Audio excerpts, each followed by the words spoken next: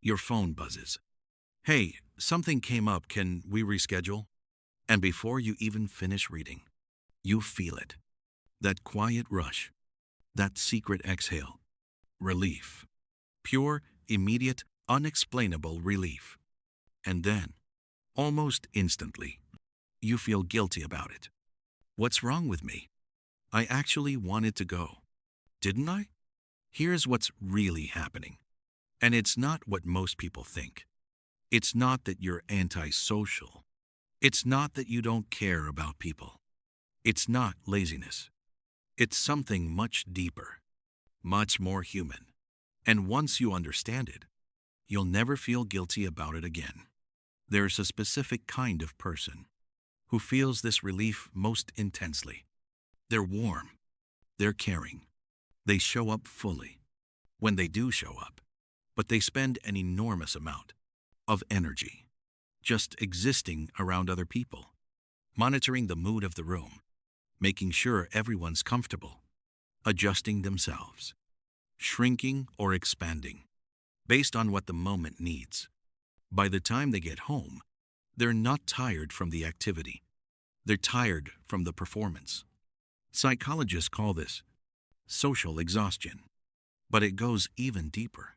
For some people, for highly sensitive people and introverts, social interaction isn't just tiring.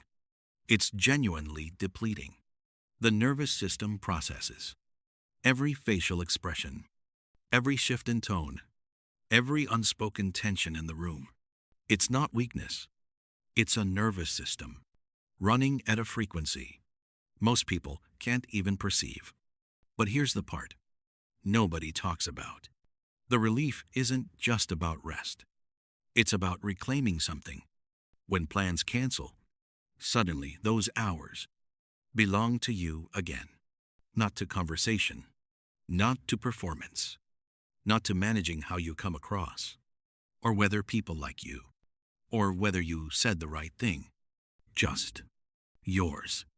And for people who spend most of their lives giving their energy to everything and everyone else, that feeling of getting time back hits like oxygen.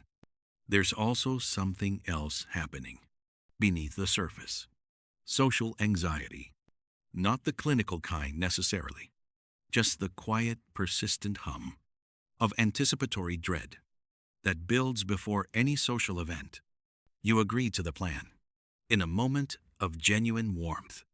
But as the day approaches, the mental rehearsing begins. What will I wear?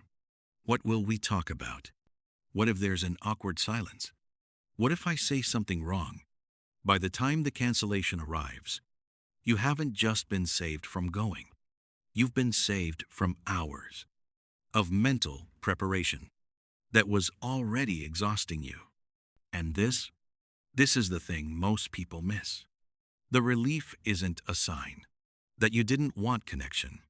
It's a sign that connection costs you something real, and you've been paying that cost quietly for a very long time. So what do you do with this? You stop calling it a flaw. You start asking, what kind of connection actually restores me instead of depleting me? Because the answer matters. One-on-one over a group, familiar over new, chosen over obligated. The people who feel this relief most aren't people who don't want connection. They're people who want it. Done right. Deep, real, safe, not performed, not managed, not survived. You were never broken for feeling relieved. You were just honest about what your nervous system actually needs. And in a world that rewards constant availability, that honesty is quietly radical. You don't need to want less connection. You just need connection that doesn't cost you everything you have.